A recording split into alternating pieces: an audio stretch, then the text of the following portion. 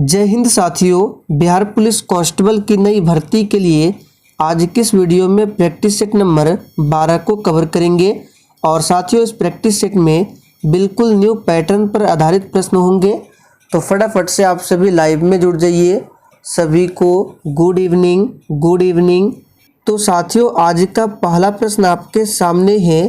प्रथम जैन संगति जिसकी अध्यक्षता स्थूलभद्र ने की थी का आयोजन कहाँ पर हुआ था। वेरी इंपॉर्टेंट प्रश्न है। चलिए आप सभी आंसर बताइए। आंसर करने के लिए आप लोगों को नीचे लाइव चैट का ऑप्शन मिल रहा होगा, इसलिए प्रत्येक स्टूडेंट को आंसर करना है। तो साथियों प्रथम जैन संगति जिसकी अध्यक्षता किसने की थी, तो ध्यान रखना है स्थूलभद्र ने।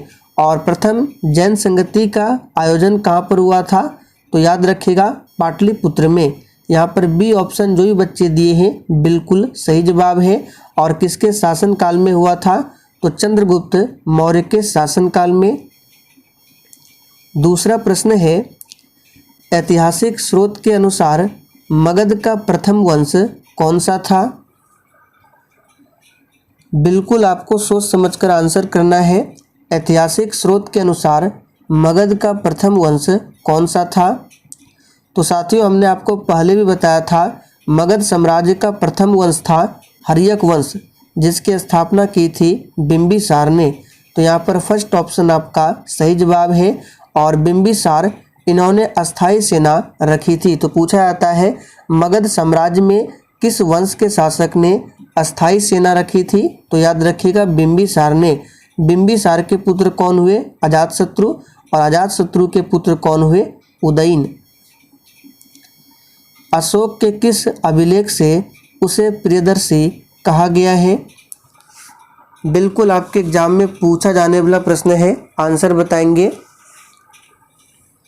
तो देखिए साथियों अशोक की बात करें, ये बिंदुसार के पुत्र थे और बिंदुसार चंद्रगुप्त मौर्य के पुत्र थे। इस तरह से अशोक जो है ये चंद्रगुप्त मौर्य के पौत्र थे। तो अशोक के किस अभिलेख से उसे प्रियदर्शी कहा गया है, तो इसका सही जवाब है ऑप्शन डी भाब्रू अभिलेख। यहाँ पर डी ऑप्शन जो भी बच्चे दिए हैं बिल्कुल सही जवाब है भाब्रू अभिलेख। चलिए आगे देखिए। मिथिला का स्वर्ण युग किस वंश के शासनकाल को कहते हैं। चलिए आप सभी चौथे प्रश्न के लिए आंसर बताएंगे। तो साथियों मिथिला का स्वर्ण युग किस वंश के शासनकाल को कहते हैं, तो इसका सही जवाब है कर्नाट वंश। बी ऑप्शन जो ही बच्चे बता रहे हैं उनका बिल्कुल सही जवाब है। कर्नाट वंश के संस्थापक कौन थे, तो ध्यान रखें नान्यदेव। नान्यदेव कर्नाट वंश के संस्थापक थे। और साथियों कल हम लोगों ने ज्योग्राफी के प्रश्नों का मैराथन क्लास किया था, तो अगर आप लोगों ने उस वीडियो को नहीं देखा है तो उसका लिंक आपको यहाँ ऊपर शो हो रहा होगा, आप लोग क्लिक करके देख सकते हैं। और साथियों कल हम लोग बिहार पुलिस के लिए फिर से एक मैराथन क्लास को ला रहे हैं, जिसमें GK, GS, maths, English, Hindi, व्याकरण, करंट अफेयर्स सभी विषयों के प्रश्न होंगे। तो जितने भी नए अभ्यर्थी चैनल पर पहली बार आए हैं आप लोग चैनल को सब्सक्राइब करके और साथ में बेल आइकन को ज़रूर प्रेस कर लें, जिससे आपसे क्लास मिस ना हो। चलिए आगे देखिए। बिहार में सर्वप्रथम किस यूरोपीय कंपनी का आगमन हुआ था। चलिए 5 के लिए आंसर बताएंगे फटाफट से। और आप सभी डेली क्लास को अटेंड करें। क्लास का टाइमिंग है डेली रात 8 बजे से। तो बिहार में सर्वप्रथम किस यूरोपीय कंपनी का आगमन हुआ था, तो याद रखिएगा पुर्तगाली। फर्स्ट ऑप्शन जो ही बच्चे दिए हैं बिल्कुल सही जवाब है पुर्तगाली। आगे देखिए। रेगुलेशन 13 किस विद्रोह से संबंधित है। चलिए 6 के लिए आंसर बताएंगे फटाफट से। रेगुलेशन 13 किस विद्रोह से संबंधित है। तो साथियों यहाँ पर छठे प्रश्न का आंसर है ये कोल विद्रोह से संबंधित है। आगे देखिए। वर्ष 1922 में बिहार में आयोजित कांग्रेस के 37वें अधिवेशन की अध्यक्षता किसने की थी। चलिए 7 के लिए आंसर बताएंगे। और यह अधिवेशन कहाँ पर हुआ था 1922 में बिहार में, तो याद रखिएगा बिहार के गया में। और इस अधिवेशन की अध्यक्षता किसने की थी, तो चितरंजन दास ने। तो यहाँ पर ए ऑप्शन जो भी बच्चे दिए हैं बिल्कुल सही जवाब है, चितरंजन दास ने। डॉक्टर सच्चिदानंद सिन्हा की बात करें तो ये भारतीय संविधान सभा के अस्थायी अध्यक्ष बने थे। पूछा जाता है कि भारतीय संविधान सभा के अस्थायी अध्यक्ष कौन थे, तो डॉक्टर सच्चिदानंद सिन्हा। जबकि अस्थायी अध्यक्ष पूछे तो डॉक्टर राजेंद्र प्रसाद। प्राचीन भारत का वह शासक जिसने अपने जीवन के अंतिम दिनों में जैन धर्म को अपनाया कौन था,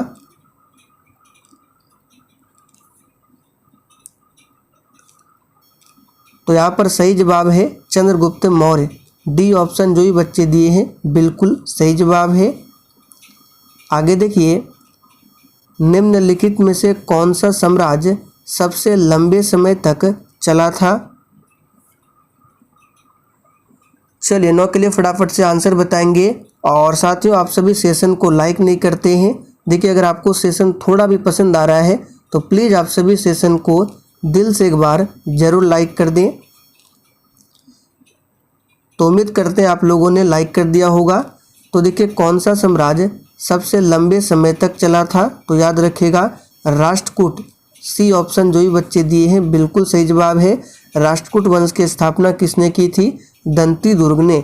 और राजधानी कहाँ पर थी, तो मान्यखेत। भारत में मोहम्मद गोरी को पहली बार किस शासक ने पराजित किया था। चलिए 10 के लिए आंसर कीजिए फटाफट से।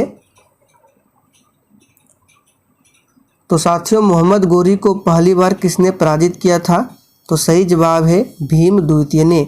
सी ऑप्शन जो भी बच्चे दिए हैं बिल्कुल सही जवाब है।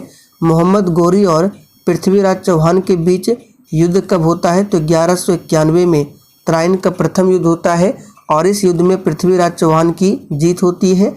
जबकि तराइन का दूसरा युद्ध जो कि 1192 में होता है मोहम्मद गोरी और पृथ्वीराज चौहान के बीच में, और इस युद्ध में मोहम्मद गोरी की जीत होती है और पृथ्वीराज चौहान की हार हो जाती है। तो दोनों को ध्यान रखें। चलिए आगे देखिए, द्वितीय कर्नाटक युद्ध में फ्रांसीसी गवर्नर कौन था।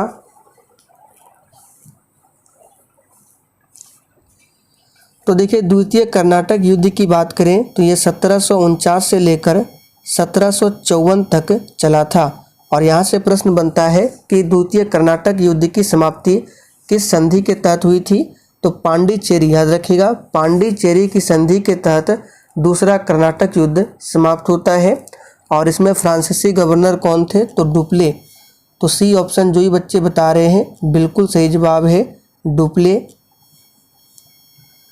भारत में प्रथम विद्युत तार सेवा कहाँ से कहाँ तक शुरू की गई।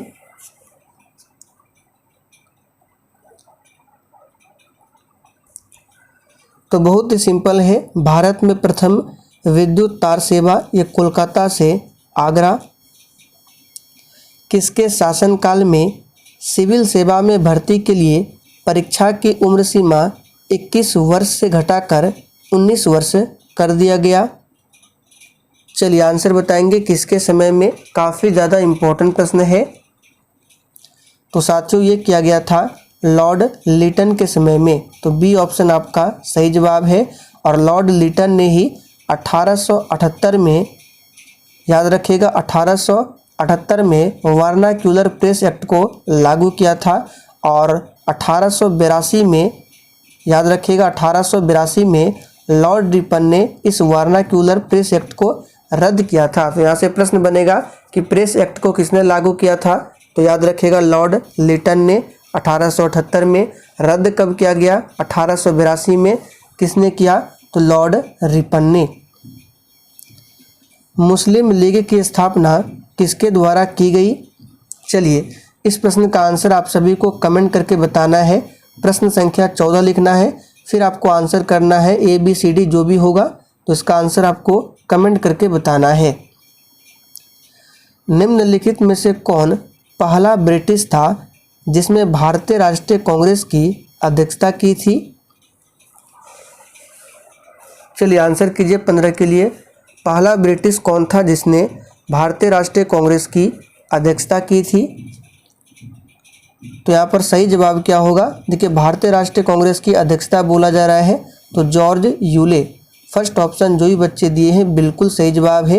ये प्रथम अंग्रेज अध्यक्ष थे अध्यक्षता करने वाले, और प्रथम मुस्लिम अध्यक्ष पूछे तो बदरुद्दीन तैयब जी, ध्यान रखें। चलिए आगे देखिए, सिख गुरु नानक का जन्म स्थान कौन सा था? देखिए गुरु नानक देव सिखों के प्रथम गुरु और सिख धर्म के संस्थापक भी माना जाता है गुरु नानक देव को। तो यहाँ पर इनका जन्म स्थान कहाँ पर होगा? तो याद रखिएगा तलवंडी। डी ऑप्शन जो भी बच्चे दिए हैं बिल्कुल सही जवाब है। सिखों के 10वें गुरु थे गुरु गोविंद सिंह, जिनका जन्म हुआ था कहाँ पर? पाटलिपुत्र में। कब हुआ था? तो 1666 में, और इन्होंने 1699 में खालसा पंथ की स्थापना की थी गुरु गोविंद सिंह ने। हाइड्रोलिक ब्रेक किस सिद्धांत पर आधारित है? और देखिए अगर आपको किसी भी प्रश्न में थोड़ा भी डाउट होता है तो साथियों आप लोग तुरंत कमेंट करके पूछिए। तो ये बहुत ही सिंपल है। हाइड्रोलिक ब्रेक जो है ये काम करता है किसके नियम पर? तो पास्कल के सिद्धांत पर।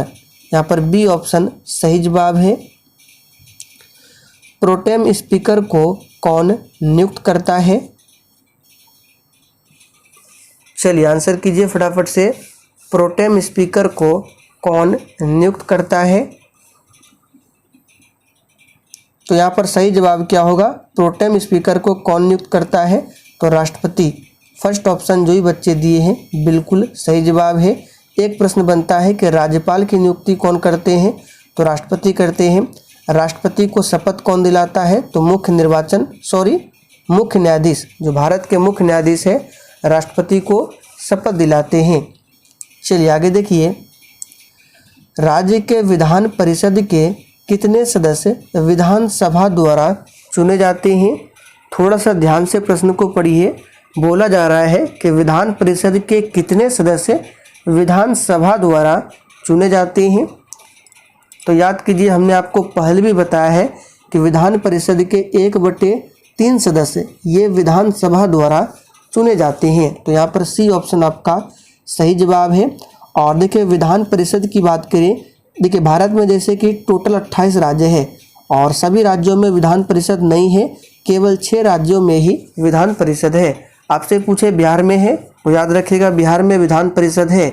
और बिहार में विधान परिषद सीटों की संख्या पूछा जाता है तो 75, विधानसभा सीटों की संख्या 243, लोकसभा सीटों की संख्या 40 और राज्यसभा सीटों की संख्या 16 बिहार में।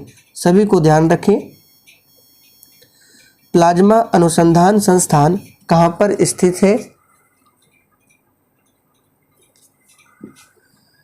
इस प्रश्न को आप सभी मार्क कर लें, एग्जाम के लिए इम्पोर्टेंट बनेगा। प्लाज्मा अनुसंधान संस्थान। चलिए तो यहाँ पर जो भी बच्चे ऑप्शन डी बता रहे हैं बिल्कुल सही जवाब है। गुजरात के गांधीनगर में है प्लाज्मा अनुसंधान संस्थान। आगे देखिए, भारतीय संविधान के किस अनुच्छेद में संसद के संयुक्त अधिवेशन की व्यवस्था है? चलिए आंसर कीजिए फटाफट से।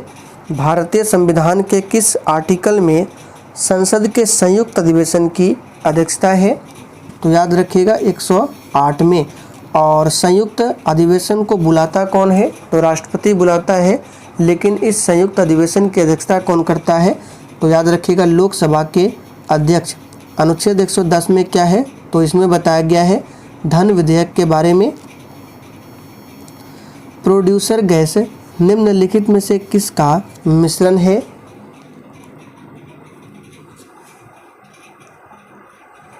चलिए आंसर बताएंगे। देखिए यहाँ से आपको 2 प्रश्न बताएंगे, दोनों को नोट करना है। प्रोड्यूसर गैस और जल गैस। तो जल गैस में पूछे किसका मिश्रण होता है? तो कार्बन मोनोऑक्साइड और हाइड्रोजन का मिश्रण होता है जल गैस में, जबकि प्रोड्यूसर गैस में कार्बन मोनोऑक्साइड और नाइट्रोजन का मिश्रण होता है। अमृत क्रांति का संबंध निम्नलिखित में से किससे है?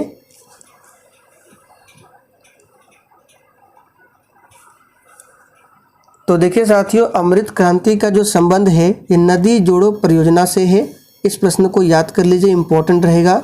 अमृत क्रांति का संबंध है नदी जोड़ो परियोजना से। मीरात उल अखबार नामक पत्रिका के संस्थापक कौन थे? चलिए आंसर कीजिए 24 के लिए। मीरात उल अखबार नामक पत्रिका के संस्थापक कौन थे? तो राजा राम मोहन राय। यहाँ पर बी ऑप्शन सही जवाब है। इनको राजा की उपाधि किसने दिया था? अकबर द्वितीय ने। इन्होंने 1815 में आत्मीय सभा की स्थापना की, 1828 में ब्रह्म समाज की स्थापना की, 1829 में सती प्रथा के अंत में इन्होंने सहयोग दिया था। चलिए आगे देखिए। दीवाने बंदगान एक प्रकार का दास विभाग था और यह किसके द्वारा बनाया गया था?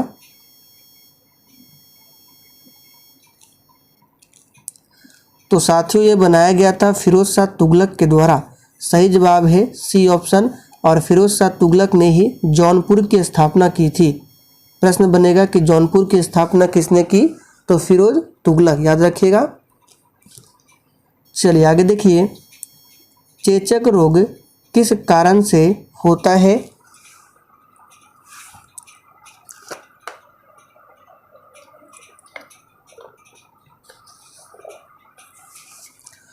तो देखिए साथियों, चेचक रोग की बात करें, ये किससे होता है? तो ये एक विषाणु से होता है, यानी कि वायरस जनित रोग है।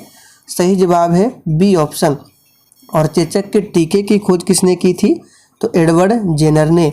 और एक है एड्स बीमारी, ये भी पूछा जाता है एग्जाम में। तो ये भी चेचक के विषाणु के कारण होने वाला रोग है, यानी वायरस से होने वाला रोग है एड्स।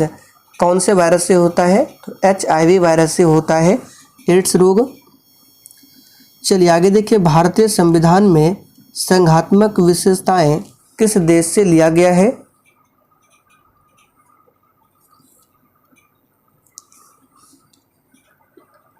तो साथियों ध्यान दीजिए, भारतीय संविधान में संघात्मक विशेषताएं ये लिया गया है कनाडा देश के संविधान से। बी ऑप्शन आपका सही जवाब है।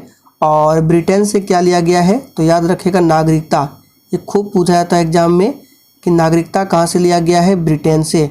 और नागरिकता जो है भारत में किस प्रकार की है? तो एकल नागरिकता है, जबकि अमेरिका की बात करें वहाँ पर दोहरी नागरिकता है। तो ध्यान रखेंगे। और नागरिकता जो है संविधान के किस भाग में है? तो भाग 2 में और अनुच्छेद 5 से लेकर 11 तक में। फिर भाग 3 में मौलिक अधिकार है और अनुच्छेद 12 से लेकर 35 तक। निम्नलिखित में से कौन सी मिस्र की स्थानीय पवन है?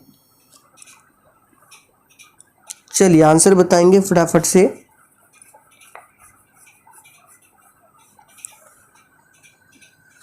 तो साथियों कौन सी मिस्र की स्थानीय पवन है? इसका सही जवाब क्या होगा? खमसीन। खमसीन जो है यहाँ पे इस तरह से होगा खमसीन। ये मिस्र की स्थानीय पवन है, पूछा जा चुका है, ध्यान रखें। चलिए आगे देखिए। निम्न में से किसके अंतर्गत पक्षियों से संबंधित अध्ययन किया जाता है?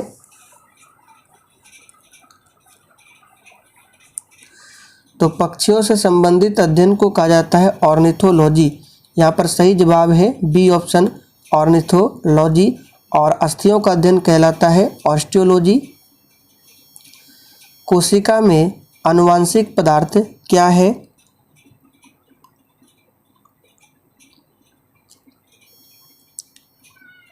तो साथियों कोशिका की बात करें तो इसमें आनुवांशिक पदार्थ क्या है? तो इसका सही जवाब होगा ऑप्शन ए DNA। कोशिका में आनुवांशिक पदार्थ क्या है? तो DNA है। जब सुभाष चंद्र बोस ने भारतीय राष्ट्रीय कांग्रेस के अध्यक्ष पद से इस्तीफा दिया तो इस पद का प्रस्ताव किसे दिया गया? चलिए फटाफट से आंसर कीजिए।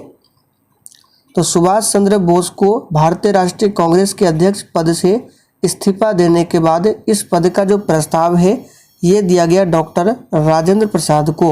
यहाँ पर सी ऑप्शन आपका सही जवाब है। आगे देखिए। वसंत विषु कब होता है? ऑप्शन देख लीजिए।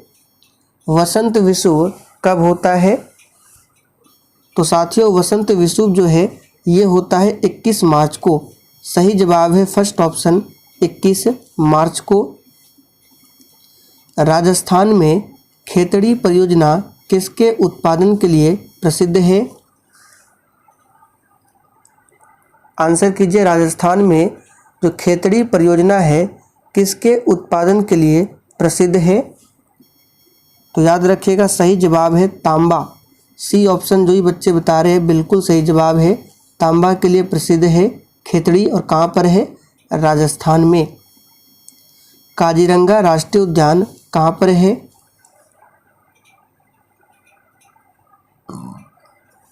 तो साथियों काजीरंगा राष्ट्रीय उद्यान की बात करें ये असम में है। मानस नेशनल पार्क ये भी असम में है। 100 रुपये के नोट किसके द्वारा यहाँ पे देखिए हस्ताक्षरित होगा? आंसर बताएंगे। यानी कि 100 रुपये के नोट के ऊपर किसके द्वारा हस्ताक्षर होता है? तो देखिए जितने भी कागज वाली मुद्राएं हैं सभी पर हस्ताक्षर होते हैं आरबीआई के गवर्नर। और 1 रुपये के सिक्के पर पूछे तो वित्त सचिव के हस्ताक्षर होते हैं। जबकि 100 रुपये के नोट किसके द्वारा हस्ताक्षरित होते हैं? तो आरबीआई के गवर्नर द्वारा। भारत के संविधान में जन स्वास्थ्य एवं स्वच्छता किसमें शामिल है?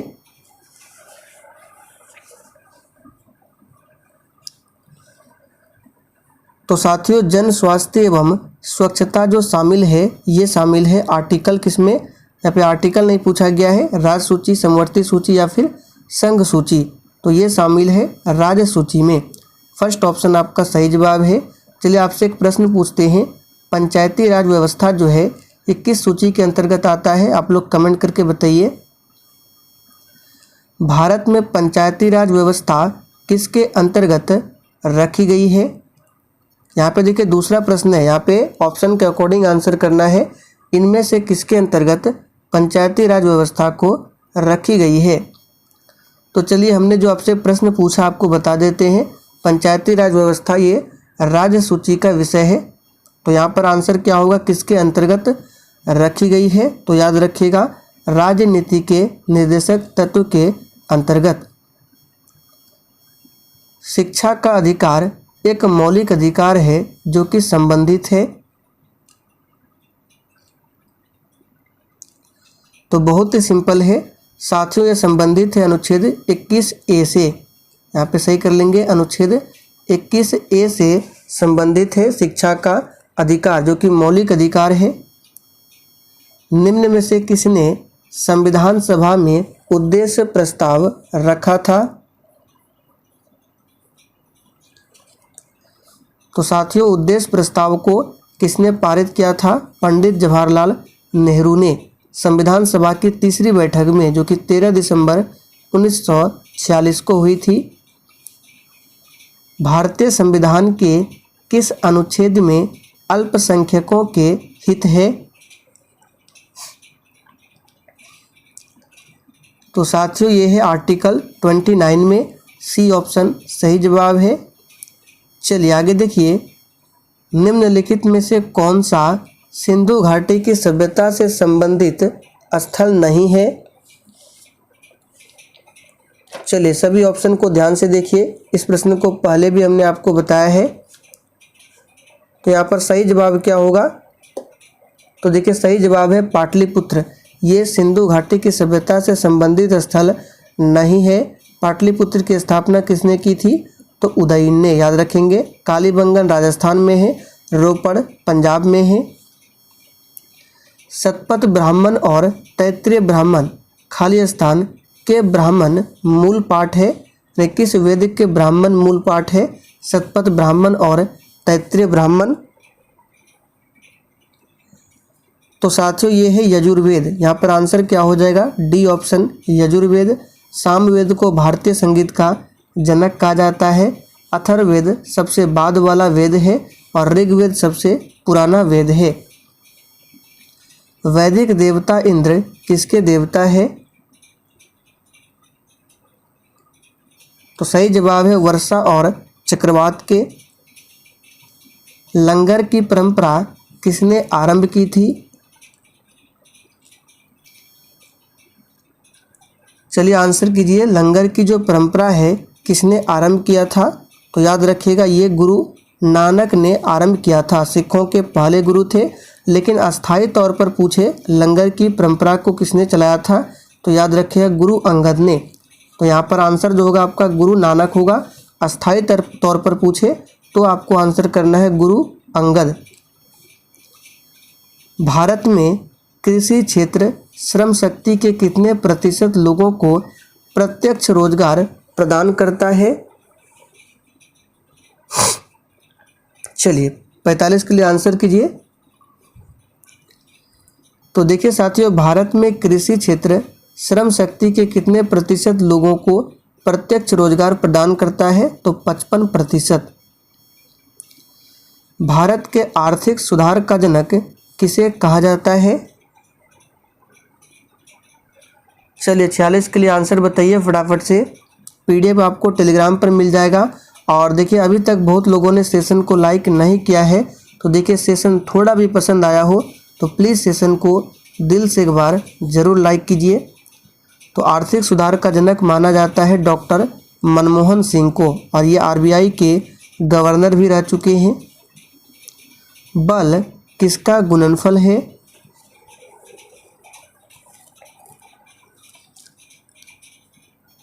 चलिए आंसर कीजिए, बल किसका गुणनफल है? तो साथियों याद रखिएगा बल जो है ये द्रव्यमान और त्वरण का गुणनफल है। कैसे? क्योंकि आप सभी जानते हैं F बराबर क्या होता है, m इंटू ए। m से द्रव्यमान यानी कि मास, a से एक्सेलरेशन यानी कि त्वरण। तो बल जो है ये मास और एक्सेलरेशन का क्या है, गुणनफल है। चलिए वेल्डिंग में प्रयोग होने वाली गैसें कौन सी है? तो साथियों ध्यान दीजिए, वेल्डिंग में प्रयोग होने वाली जो गैसें होती है ये क्या होती है? तो ऑक्सीजन और साथ में एसिटिलीन का मिश्रण होता है। सही जवाब है सी ऑप्शन। निम्नलिखित में से कौन सा शहर बिहार के सबसे पूर्वी भाग में स्थित है?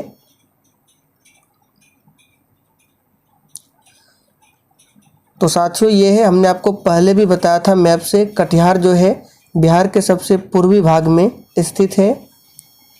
बिहार में किस प्रकार के उद्योगों की प्रत्याशा एवं संभावनाएं हैं? चलिए आंसर बताएंगे। तो सही जवाब इसका क्या होगा? तो याद रखिएगा कृषि आधारित उद्योग, डी ऑप्शन आपका सही जवाब है। तो चलिए साथियों आज के लिए इतना ही। अब आपसे एक प्रश्न पूछते हैं, आंसर आपको कमेंट करके बताना है। भारतीय शिक्षा का जनक किसे कहा जाता है? प्रत्येक स्टूडेंट को आंसर करना है। तो सेशन पसंद आया हो लाइक करके सेशन को अधिक से अधिक अपने सभी मित्रों के साथ जरूर शेयर कीजिए।